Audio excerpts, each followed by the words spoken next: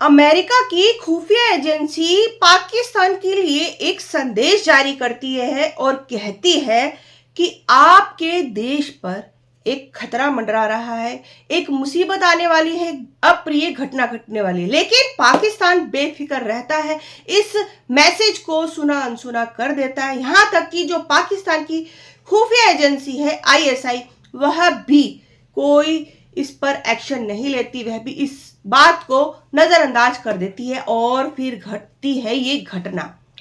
हम बात कर रहे हैं एक ट्रेन की जो हाईजैक हो जाती है और हाईजैक होने के बाद उसमें बैठे मुसाफिरों की छटनी की जाती है। छटनी करने के बाद उन मुसाफिरों को कहा जाता है कि आप लोग यहाँ से भाग जाओ। वो जो मुसाफिर थे वो बच्चे, बूढ़े और महिलाएं थी और 104 की संख्या में वो मुसाफिर थे। उन्हें कहा जाता है कि नीचे उतरिए और आप यहां से भाग जाइए, पीछे मुड़कर मत देखना वरना गोली मार दी जाएगी। डर के मारे सभी में भगदड़ होनी शुरू हो जाती है, चीख पुकार होनी शुरू हो जाती है और ये खबर पूरी दुनिया में फैल जाती है। पाकिस्तान तक ये खबर पहुंच जाती है। आखिर ये कौन लोग थे, कौन से संगठन के लोग थे जिन्होंने ये ट्रेन को हाईजैक किया? आइए जानते हैं पूरी खबर, इस कहानी के माध्यम से जानते हैं आखिर ऐसी क्या वजह थी। लेकिन इससे पहले ये बता दें कि जब इन्होंने ये ट्रेन हाईजैक की थी, पाकिस्तान सरकार के पास उन्होंने अपना मैसेज दिया कि अगर 48 घंटे के अंदर हमारी मांगे पूरी नहीं होती हैं तो हम 48 घंटे बाद आपके 10-10 मुसाफिरों को मौत के घाट उतारते रहेंगे और ये मैसेज आपको देते रहेंगे। अब ये सारी कहानी जानते हैं हम मीडिया सूत्रों के अनुसार, मीडिया रिपोर्टों के अनुसार जो हमें खबर मिली है उसके अनुसार आपको इस पूरी कहानी के बारे में बताते हैं। नमस्कार, आदाब, सत श्री अकाल। मैं हूं सोनिया और आज लेकर आई हूं एक ऐसी कहानी, ऐसी खबर जो पूरी तरीके से सच है और हमारे पड़ोसी मुल्क पाकिस्तान से रिलेटेड है। और ये घटना है पाकिस्तान का एक प्रांत है बलूचिस्तान, जिसका नाम है, उसकी एक राजधानी है क्वेटा। दरअसल बात है 11 मार्च 2025 की सुबह 9 बजे की और वहां से एक ट्रेन चलती है जाफर एक्सप्रेस अपने गंतव्य के लिए। कहाँ के लिए? पेशावर के लिए। पेशावर की राजधानी है खैबर पख्तूनख्वा, वहां तक की ये ट्रेन है। लगभग 16,000 किलोमीटर का ये सफर ट्रेन करती है और 30 घंटे के अंदर इसको ये अपना सफर तय करना होता है और लगभग 30 ही जगहों पर यानी कि 30 स्टेशन ये ट्रेन देती है। और जिस रास्ते से ये ट्रेन जाती है वह रास्ता पूरी तरीके से पहाड़ी रास्ता है और उन पहाड़ों में 16 सुरंगें हैं। उन पहाड़ी रास्तों से इस ट्रेन को जाना होता है। अभी लगभग कुछ ही देर हुई थी ट्रेन को चले हुए, लगभग 160 किलोमीटर ट्रेन अभी चली थी, उसने सफर तय कर रही था। जैसे ही बलूचिस्तान के सिब्बी जिले से निकलती है, यहाँ पर एक इलाका लगता है गुडलार और पीरू कुमरी की पहाड़ियाँ। यहाँ जो सुरंग होती है उस सुरंग की संख्या होती है 8। जब वह ट्रेन उधर से गुजर रही होती है तभी एक ब्लास्ट होता है इंजन की तरफ पटरी पर। जब ये ब्लास्ट होता है वो ब्लास्ट इतना भयानक था, इतना तेज था कि पटरी अलग हो जाती है यानी टूट जाती है। पटरी टूटने की वजह से ट्रेन बेपटरी हो जाती है और अलग दिशा में चली जाती है। लेकिन जब भी कोई ट्रेन ऐसी सुरंग वगैरह से गुजर रही होती है या पहाड़ी रास्तों से जा रही होती है तो उसकी गति हमेशा धीमी कर दी जाती है। इसलिए इस ट्रेन की भी गति बहुत धीमी थी। जब ये पटरी से उतरी तब वह सीधा मैदान की तरफ दौड़ गई, गलत दिशा में चली गई। लेकिन गति धीमी होने की वजह से कोई भी अप्रिय घटना नहीं घटी, किसी भी जान माल का नुकसान नहीं हुआ। अलग अलग मीडिया का दावा है कि इस ट्रेन में लगभग 450 के करीब मुसाफिर थे। कोई 500 के करीब मुसाफिर बोलता है, कोई 425 बोलता है। अलग अलग मीडिया में अलग अलग रिपोर्टें, एक संख्या घटती और बढ़ती भी रह सकती है, संख्या बताई जाती है। जैसे ही ट्रेन रुकती है तभी धड़ाधड़ फायरिंग शुरू हो जाती है, अंधाधुंध फायरिंग शुरू हो जाती है। लगभग 40-50 लोग आधुनिक हथियारों से लैस उस ट्रेन पर गोलियां बरसा रहे होते, अंधाधुंध फायरिंग कर रहे होते। लोग चीख पुकार रहे थे, वो मदद की गुहार कर रहे थे। उनको समझ नहीं आ रहा था कि वो करे तो करे क्या और कहां जाए। उनकी चीख पुकार सुनकर ट्रेन में मौजूद पाकिस्तानी सेना के जो सैनिक थे, उन्होंने जब ये चीख पुकार सुनी तो उन्होंने भी जवाब में फायरिंग शुरू कर दी। उन्होंने भी लगातार उन संगठन के लोगों का मुकाबला किया। लेकिन संगठन के जो लोग थे वो पूरी तैयारी के साथ आए थे कि उन्होंने तो ट्रेन हाईजैक करनी ही है, लेकिन जो सेना के लोग थे उनको नहीं अंदाजा था कि ऐसा भी कुछ होने वाला है। वे बराबर मुठभेड़ करते रहे, लेकिन लगभग 1 घंटे बाद जब वो मुठभेड़ करते रहे, उनके 30 जवान शहीद हो गए और उसके बाद उन संगठन के लोगों ने ट्रेन को चारों तरफ से घेर लिया और ट्रेन के मुसाफिरों को नजरबंद कर लिया और हाईजैक कर लिया गया और कहा कि अगर किसी ने भी किसी भी तरीके की कोई भी होशियारी की तो जान से हाथ खो बैठेगा। सभी डरे हुए थे, घबराए हुए थे, वो चुपचाप बैठ जाते हैं। हालांकि ट्रेन के अंदर पाकिस्तान के और भी कई तरीके के अधिकारी थे, जैसे कि अर्धसैनिक दल के लोग भी थे, पुलिस वाले भी थे और आईएसआई के एजेंट भी थे और सेना के जवान भी थे।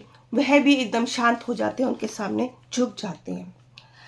और जो पुलिस वाले थे वह भी सारे के सारे डर के मारे उनके सामने झुक जाते हैं। 1:35 पर यह मैसेज पाकिस्तान के पास पहुंच जाता है कि जाफर एक्सप्रेस ट्रेन को हमने हाईजैक कर लिया है और उनकी कुछ मांगे हैं जो उनको पूरी करनी है। उन्होंने इस संदेश को जारी करने से पहले एक वीडियो जारी किया था, लगभग 1 मिनट 30 सेकंड का एक ये वीडियो था। उसमें उन्होंने कहा था कि हमारा नाम BLA है।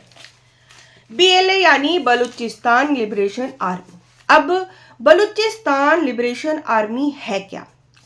अब इसको जानने के लिए अगर हम पाकिस्तान को 4 हिस्सों में बांटें तो वह 4 राज्य बनते हैं। उन 4 राज्यों को मिलाकर पाकिस्तान एक देश बनता है और उन 4 राज्यों के नाम है, पहला जो राज्य है वह है पंजाब और दूसरा जो राज्य है वह है खैबर पख्तूनख्वा, तीसरा है सिंध और चौथा राज्य है बलूचिस्तान। बलूचिस्तान की अगर हम बात करें तो सन 1947 से पहले वह अपने आप में एक अपना देश होया करता था। यानी कि 1947 की आज़ादी लड़ाई के बाद जब हिंदुस्तान और पाकिस्तान का बंटवारा हुआ, तब पाकिस्तान ने अपनी सेना के बल पे जोर जबरदस्ती से बलूचिस्तान पे हमला किया और उसे अपने देश में शामिल कर लिया, क्योंकि उस समय वह बहुत ताकतवर स्थिति में था। उसके बाद बलूचिस्तान जो है पाकिस्तान के हिस्से में आ गया। अगर क्षेत्रफल के हिसाब से देखा जाए तो बलूचिस्तान पाकिस्तान के सारे राज्यों में सबसे बड़ा क्षेत्रफल वाला राज्य है।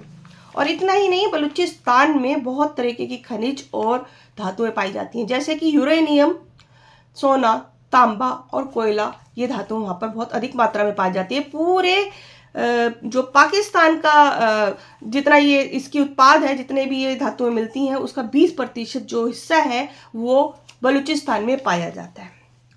अब पाकिस्तान के कब्जे के बाद बलूचिस्तान पे उन्होंने जो ये इसका ठेका है चाइना को दे दिया कि आप यहाँ से जितना मर्जी सोना ले जाए, चांदी ले जाए, जितना भी जो भी खनिज है यहाँ पर प्राप्त होता है, कोयला, यूरेनियम वगैरह सब आप ले जा सकते, तांबा निकाल सकते, आपको कोई रोकेगा नहीं, कोई टोकेगा नहीं। लेकिन इतिहास गवाह है कि जब जब किसी देश को जबरदस्ती गुलाम बनाया जाता है, अपने कब्जे में लिया जाता है, तब तब अलग अलग तरीके के संगठन बनते हैं अपनी आज़ादी की लड़ाई लड़ने के लिए।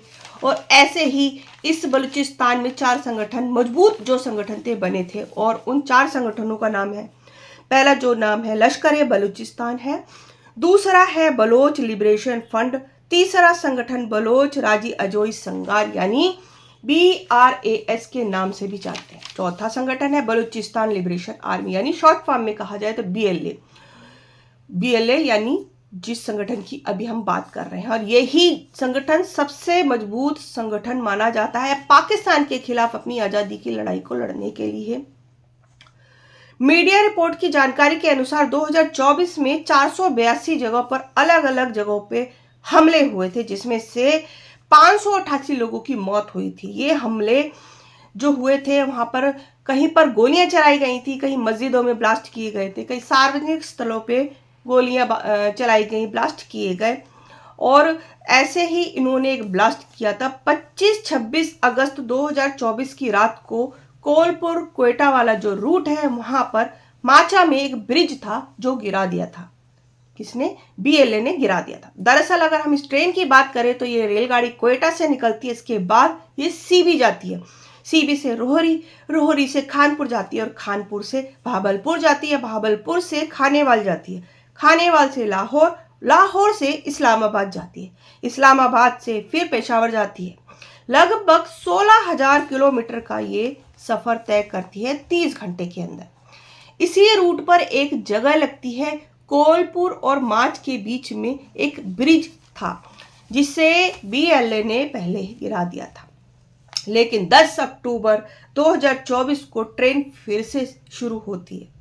क्योंकि ब्रिज को नया सिरे से फिर से बनाना था, इसलिए पाकिस्तान की सरकार को कुछ समय लग जाता है। लेकिन जो बीच का ये समय था, उस बीच 14 नवंबर 2024 को क्वेटा रेलवे स्टेशन पर एक ब्लास्ट कर दिया जाता है और ब्लास्ट की जिम्मेदारी बीएलए लेता है, यानी कि बलूचिस्तान लिबरेशन आर्मी। और ये जो ब्लास्ट था सीसीटीवी कैमरे में कैद हो जाता है। और ये ब्लास्ट इतना जबरदस्त था, इतना भयानक था कि मौके पर ही लगभग 26 लोगों की मौत हो गई और 50 से ज्यादा लोग घायल हो जाते हैं। जब इस तरह की घटनाएं घटती हैं, तब चाहे पाकिस्तान हो, अमेरिका हो, ब्रिटेन हो, उसने बीएलए यानी बलूचिस्तान लिबरेशन आर्मी को आतंकवादी संगठन घोषित कर दिया। 10 अक्टूबर 2024 को ट्रेन फिर से शुरू होती है। तब अमेरिका की एक एजेंसी पाकिस्तान को ये मैसेज देती है कि आपके देश में एक अप्रिय घटना घटने वाली है। लेकिन पाकिस्तान इस जानकारी पे कोई भी खैर खबर नहीं लेता। यहाँ तक कि जो उसकी खुफिया एजेंसी आईएसआई है, वह भी इस बात को नजरअंदाज कर देती है। उनको पता नहीं चलता कि क्या होने वाला है और वो जानने की कोशिश भी नहीं करते कि ये हो क्या रहा है, वो बेफिक्र हो जाते हैं। लेकिन जब 10 मार्च 2025 की सुबह 9 बजे जब ये ट्रेन पाकिस्तान से निकलती है, अभी लगभग 160 किलोमीटर ही इस ट्रेन ने सफर तय किया था जब ये हादसा हुआ था। ट्रेन में लगभग 450 के करीब मुसाफिर थे और जिनमें से 104 मुसाफिरों को तो बीएलए ने पहले ही छोड़ दिया था। लेकिन पाकिस्तान की सरकार दावा करती है कि जो 104 मुसाफिर थे वो पाकिस्तानी सरकार ने छुड़ाए हैं और जो बीएलए है वाले लोग, संगठन के लोग हैं, वो कहते हैं कि इन्हें हमने छोड़ा है। खैर जो भी है, अब उसके बाद पाकिस्तान ने उनके पास ड्रोन भेजे, यानी उधर जहां ट्रेन हाईजैक थी वहां पर ड्रोन भेजे गए और जो बीएलए थे, उस संगठन के लोग थे, उन्होंने वो ड्रोन भी मार गिराए और कहा कि अगर आप लड़ाकू विमान भी भेजेंगे तो वह भी हम मार गिराएंगे। हमारी सिर्फ कुछ मांगे हैं, वह पूरी करी जाए। हमारी मांग इस तरीके से है कि जो बलोच के लोग हैं, यानी बलूचिस्तान के जितने भी लोग कैदी आपके पाकिस्तानी जेलों में कैद है, उनको बाइज्जत बरी किया जाए, सम्मान के साथ उनको कोई नुकसान ना पहुंचाया जाए। और दूसरा, हमारा जो देश बलूचिस्तान है उसे आज़ाद किया जाए, आपके कब्जे से खारिज किया जाए, उसे हमारा मुल्क वापस करा जाए। तीसरा, जो आपने चाइना को ठेकेदारी हमारे देश पे दे रखी है उसे हटाया जाए, हमारा देश हमारे हवाले पूरी तरीके से किया जाए, सम्मानजनक किया जाए। हमारी सिर्फ इतनी सी मांगे हैं। अगर आप हमारी ये मांगे पूरी नहीं करते हैं तो हर 48 घंटे के अंदर हम आपके 10-10 यात्रियों को मौत के घाट उतारते रहेंगे। ये मैसेज आपके पास पहुंचाते रहेंगे। और ये बताया जाता है कि उन्होंने आम लोगों को तो पहले से ही छोड़ने की जिम्मेदारी ले ली थी। ट्रेन के अंदर मौजूद जो खास लोग थे, चाहे वो पाकिस्तान के एजेंट हो, पाकिस्तान के अर्धसैनिक दल के लोग हो, पुलिस वाले हो या फिर कोई अन्य खास मुसाफिर हो, उनको नजरबंद कर रखा था। लेकिन आगे होना क्या है ये तो पाकिस्तान की सरकार ही तय कर रही है। कोशिश कर रही है उन्हें छुड़ाया जाए। लेकिन देर शाम जब ये खबर को सुनाया था 12 मार्च 2025 की शाम को, तब पता चलता है कि 190 मुसाफिर छोड़े जा चुके हैं। 104 तो पहले ही छोड़ चुके थे वे लोग। अब छुड़वा चुके हैं या नहीं ये तो पाकिस्तान की सरकार ही जाने, या पाकिस्तान की सरकार इस मामले को दबाना चाहती है या फिर उनको अपने लोगों की कोई फिक्र नहीं है। ये तो 1-2 दिन बाद ही क्लियर हो सकेगा जब वह अपनी संपूर्ण स्थिति में पहुंचेंगे। लेकिन बलूचिस्तान को लेकर पूरी दुनिया में 2 तरह की राय है। पहली राय ये कि बलूचिस्तान जो है यानी बीएलए बलूचिस्तान लिबरेशन आर्मी एक आतंकवादी संगठन है, बलूचिस्तान एक आतंकवादी देश है। और जो दूसरी राय है वो ये है कि बलूचिस्तान पर पाकिस्तान ने जबरदस्ती अपना कब्जा किया हुआ है और वह अपनी आज़ादी की लड़ाई लड़ रहे हैं, अपने देश को आज़ाद कराने के लिए वे लड़ाई लड़ रहे हैं, इसलिए बलूचिस्तान इनोसेंट है। ये 2 राय दुनिया की हैं जो लोग बलूचिस्तान के लिए रखते हैं। अलग अलग राय हैं। दोस्तों, इस घटनाक्रम को सुनाने का हमारा उद्देश्य किसी को नुकसान पहुंचाना नहीं था, किसी को दिल दुखाना नहीं था।